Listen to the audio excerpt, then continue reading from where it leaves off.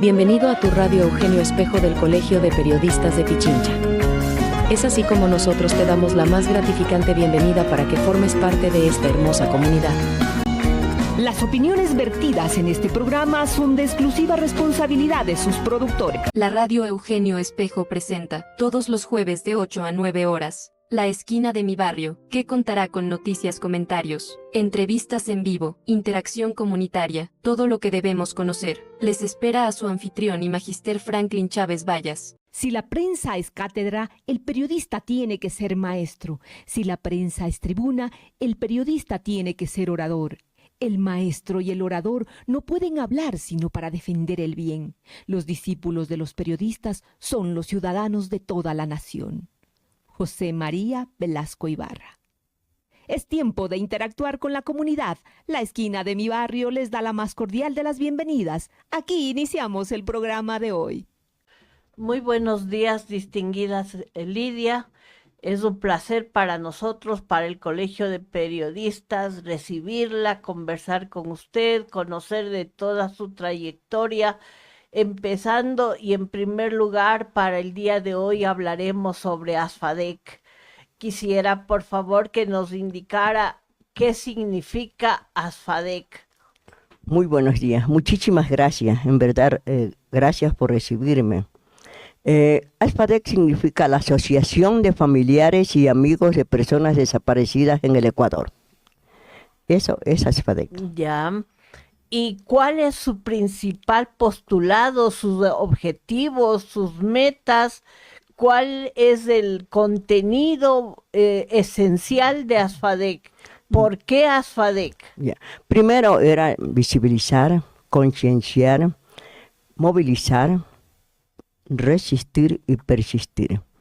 No olvidemos que cuando nació ASFADEC fue en el año 2012, después de la desaparición de Carolina Garzón, la joven colombiana universitaria que estuvo de paso en Quito. Ella desaparece un 28 de abril del año 2012 de Monjas, Paluco.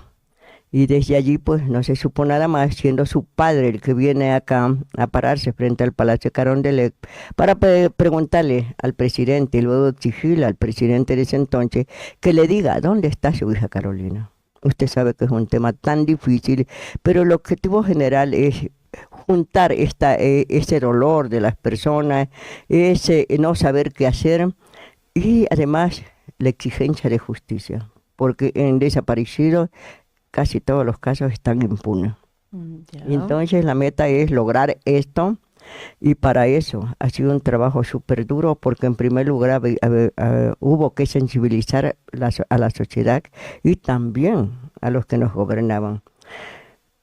Aunque la meta podemos decir que todavía no está cumplida, porque sería que cuando hablemos de que esté cumplida es cuando tengamos una sociedad empática con todos sus componentes de Estado y su gobernante, que no dejen pasar esto y que no miren a otro lado. Cuando tengamos una asamblea también que sea humanista, que se preocupe de todos, de todos. Tenemos una constitución que es sumamente garantista de derechos humanos, de todo. Sin embargo, no se preocupa, en este caso, por la vida de los desaparecidos. Y nos miran como que si fuéramos un número más. Y eso no nos hace bien al país. Lidia es cofundadora de ASFADEC. ¿Quiénes más la conforman? ¿Quiénes más son parte de esta organización?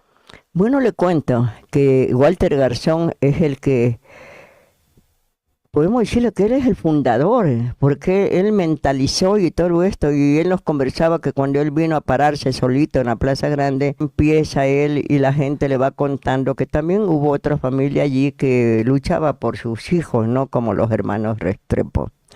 Pero le conoce Telmo Pacheco y se acerca y le dice, bueno, ¿qué hace? ¿Qué está haciendo en ese lugar?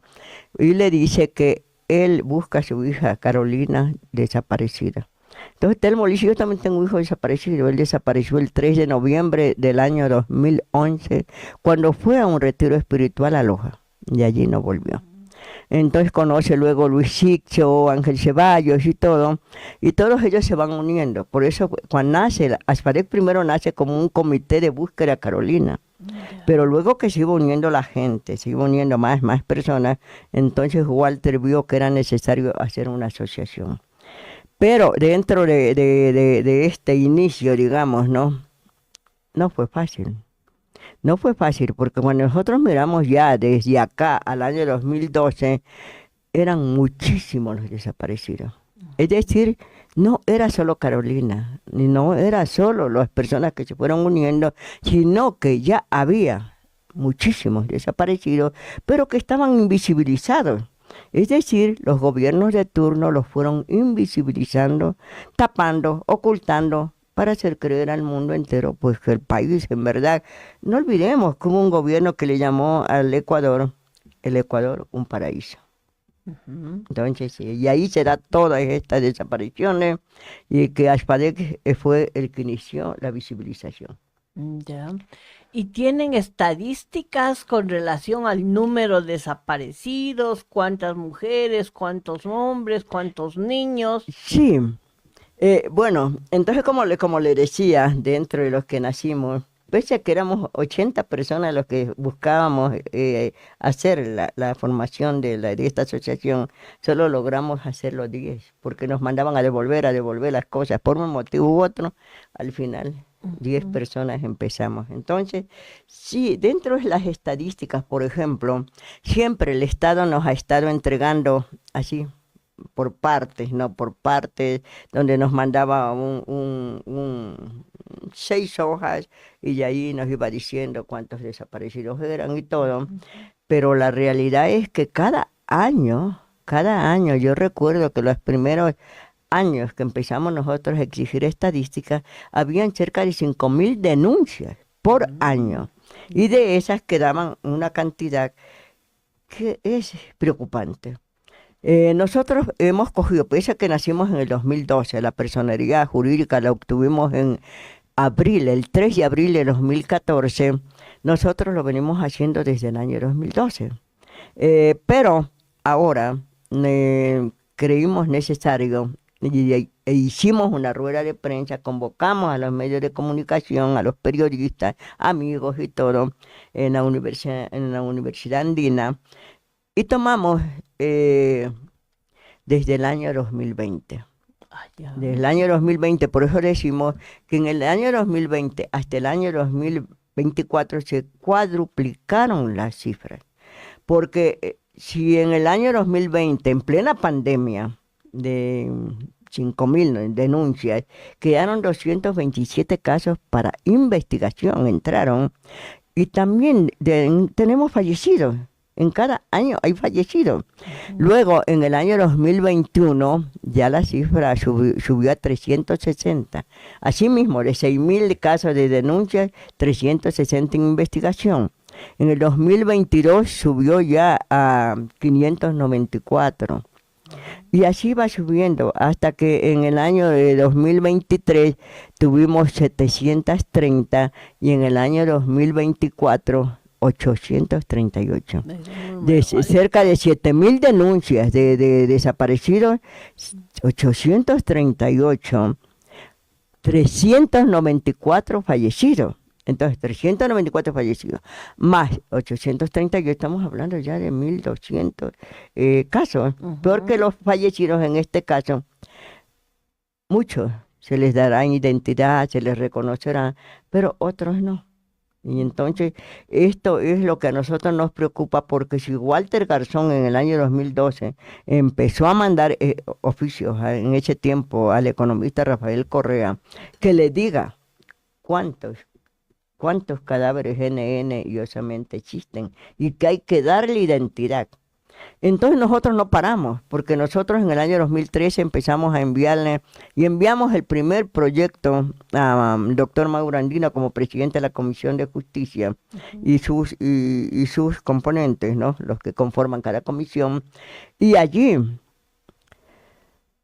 Bueno, el único que atendían nuestro pedido, ¿no? Ujú. Solo era Maurandino, porque el resto más estaban enfocados en su BlackBerry, como ahora en sus diferentes celulares, sus iPhone y todo. Claro. Y en el fondo se demuestra que no les interesa el problema del país, no les interesa las necesidades que tiene un pueblo. A ellos a lo mejor voy a pecar al decir esto, solo les interesa cuánto ganan, qué hay, qué se llevan, a qué parientes ponen, a qué amigazos ponen, Qué pero al triste, el ¿no? pueblo se olvidaron. Y por eso hemos dicho, la asamblea nos sigue debiendo. Los presidentes que se han ido han dejado una deuda tan grande Con y 1000 los casos en fallecidos, y investigación. así mismo como vamos sumando los de investigación, también sumamos los fallecidos, que también es una cantidad tremenda. Y de todos esos casos de investigación, de los cuales se ha desprendido muchos fallecidos, Ujú. en primer lugar, ¿han detectado ustedes cuáles son las causas para estas desapariciones?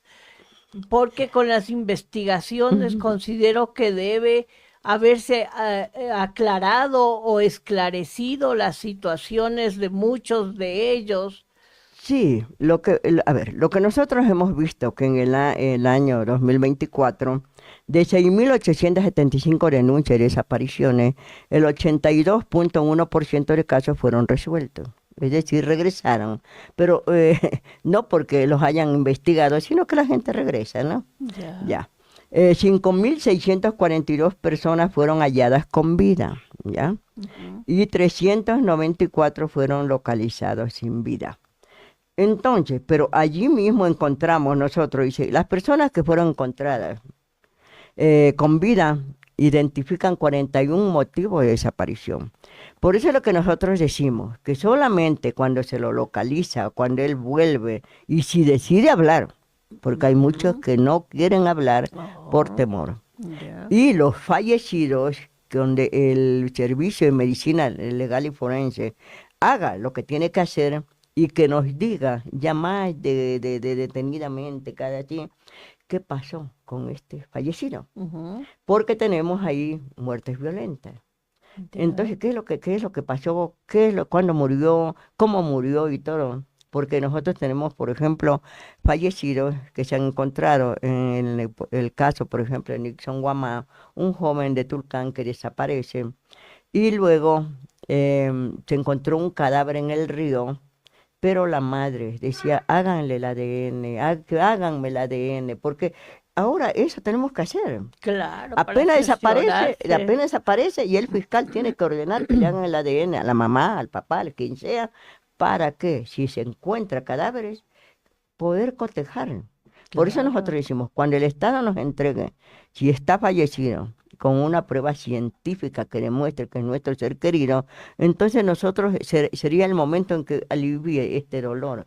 Ya el hecho de haber permanecido tantísimos años en la lucha, exigiendo, pidiendo, no había ley, ante todo, le cuento. No Ujú. había ley para desaparecidos. No era delito desaparecer. De tal Oh, manera que nosotros nos enfrentábamos a unos fiscales que, aparte de no tener empatía con este problema, porque en verdad hablar de desaparición, ahora todos nos dicen, es que este es un delito nuevo. Este es un delito ujú. nuevo y no saben cómo tratarlo. Entonces, Ya. ¿qué nos decían ellos? Por favor, señor fiscal, mire esto. Nosotros creemos que fulano se lo llevó, que fulano, alguna cosa. Decían, no podemos hacer eso. Si no hay cuerpo, no hay delito. Cuando nos empezamos a capacitar dentro de la ONU, nos decían ellos, las desapariciones son forzadas. Pero cuando se habla de desaparición forzada, pues la desaparición forzada es muy clara. Dice que es causada por entes estatales, por la policía, por los militares y por cualquier funcionario público, e incluso si desaparece dentro de un hospital público, se presenta ya una desaparición forzada. Pero eso no existía. Cuando Ya. nosotros le presentamos a Maura Andín, yo recuerdo clarito, porque yo también acompañaba, y, y dice él, ¿no? En el año 2014, en el Código Orgánico Integral Penal, recién se habla de la desaparición forzada. Por eso Ujú. es que nosotros teníamos que luchar y luchar y seguir insistiendo, porque si usted va a pedir luego usted al principio pide, y bueno, y luego ya exige, porque usted sabe que tiene derechos, ¿no? Claro. Tiene derechos, los derechos humanos son para todos, y esos no prescriben.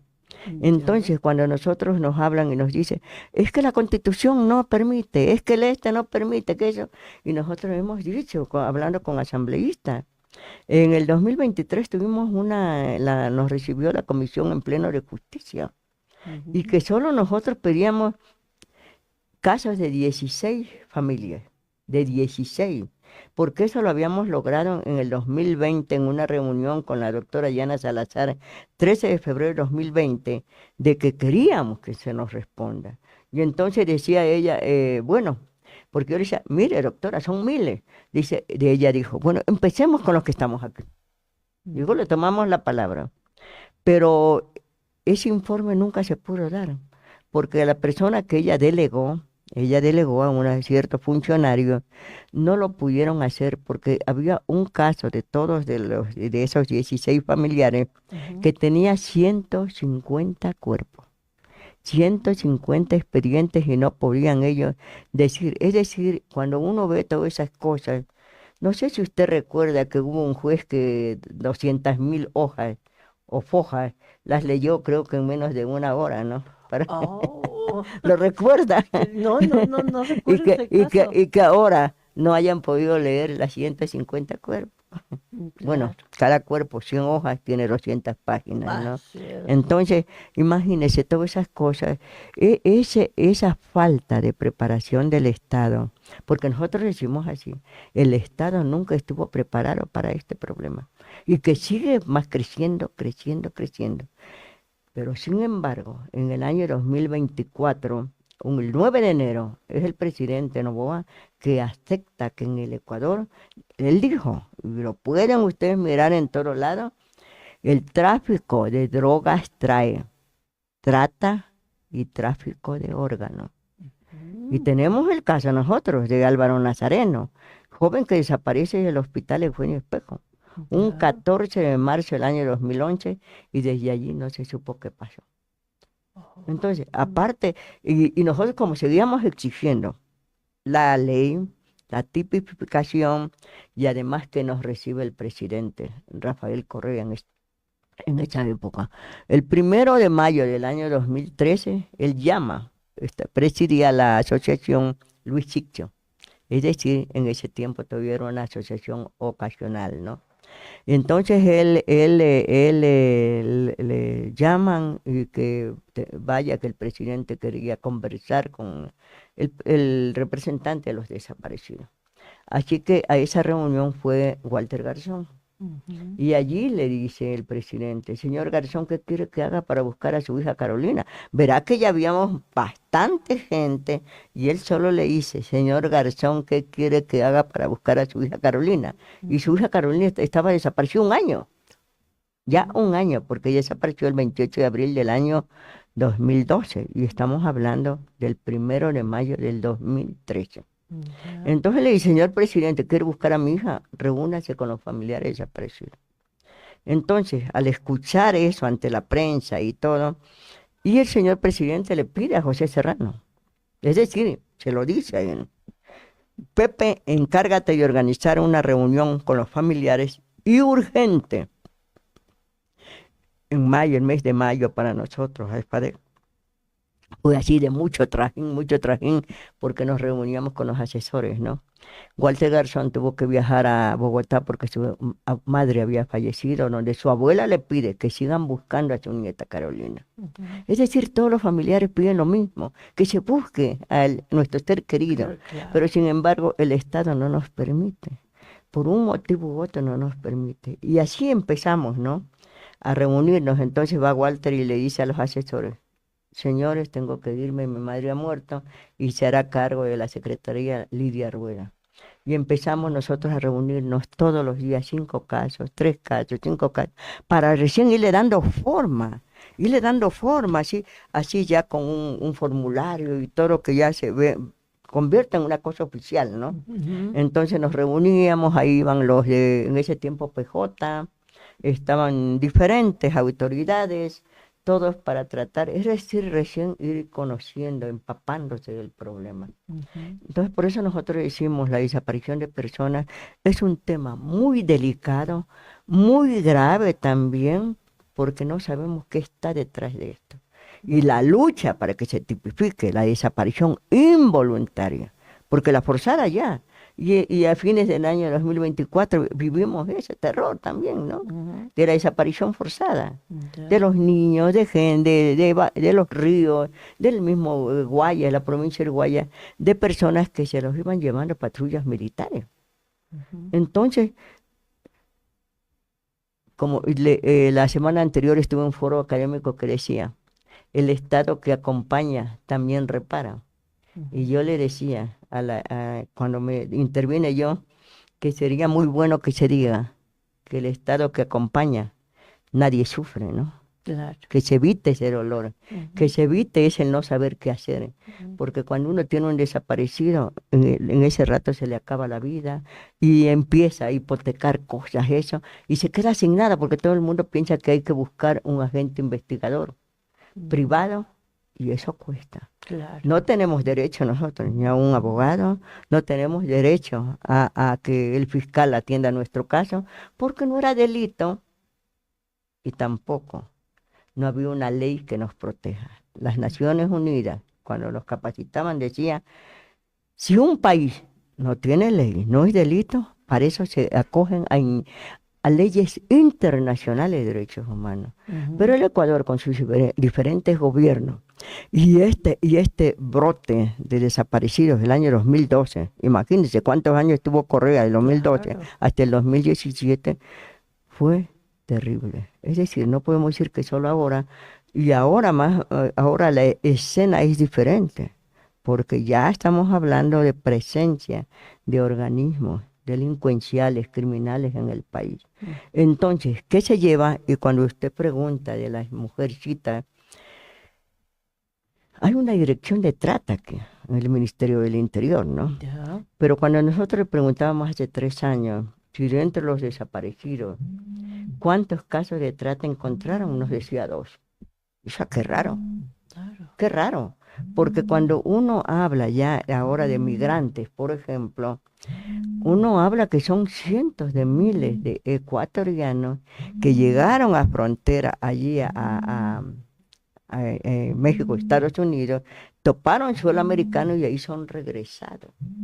Todos son regresados. Venezolanos decían hay 230.000, mientras Ecuador decía 118.000.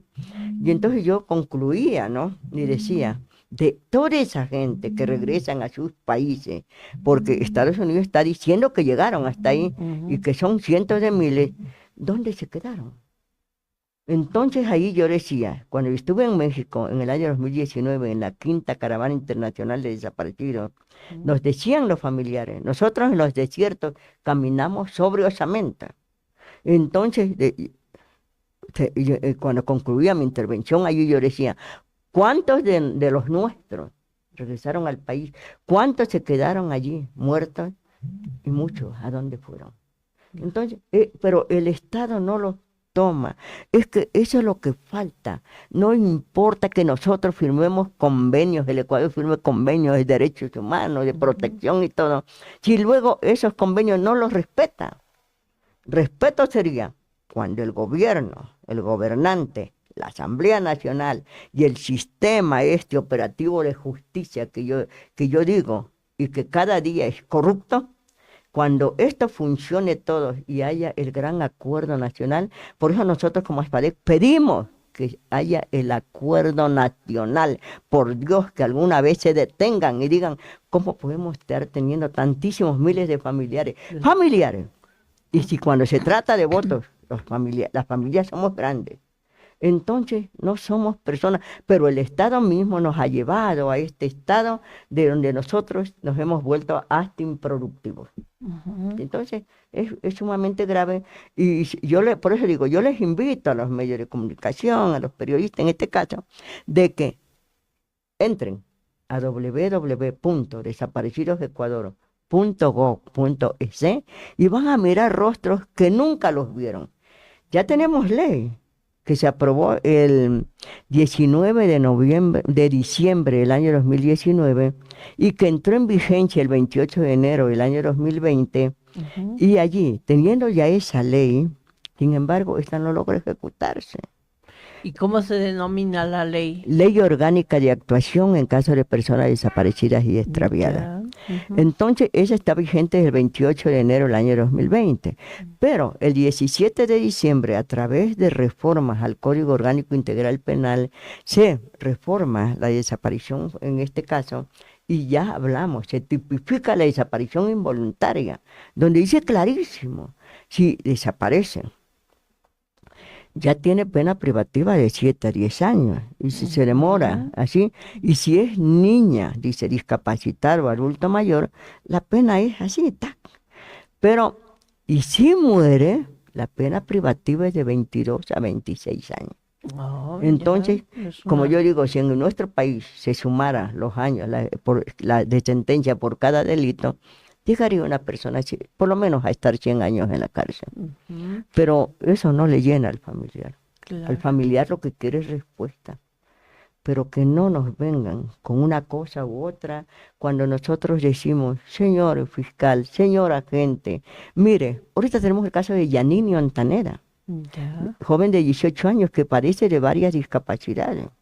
Hemos ido a DINASEN, nos fuimos al fiscal que lleva el caso aquí en Quito y no da respuesta. Su hermano que trabaja y en ciertas cosas de tecnología, él logra hacer un rastreo de todo.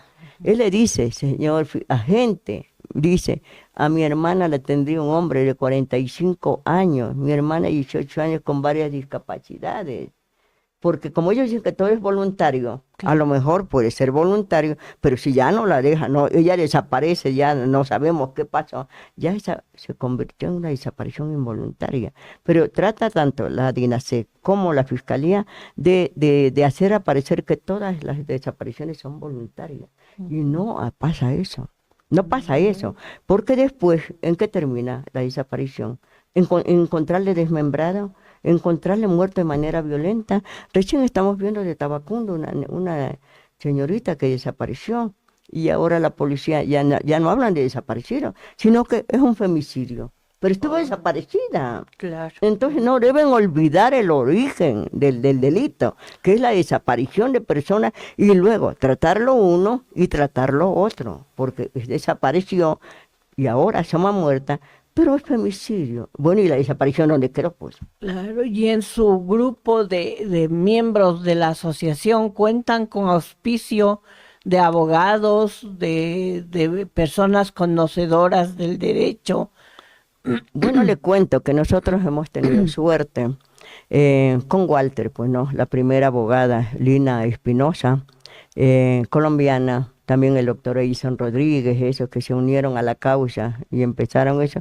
Entonces, de esa manera se conoce a INREC, a la Fundación Regional de Asesoría en Derechos Humanos, y es allí donde ellos empiezan a ayudarnos a nosotros, capacitarnos en todo sentido. De tal manera que ellos, tenemos abogados voluntarios, también ya un abogado allí, pero que es gracias a ellos, a esa generosidad, y de allí lo que nosotros veíamos, porque los casos de desaparición no lo tomaba la Defensoría Pública. Nosotros íbamos a rogar, fuimos a rogar al colegio de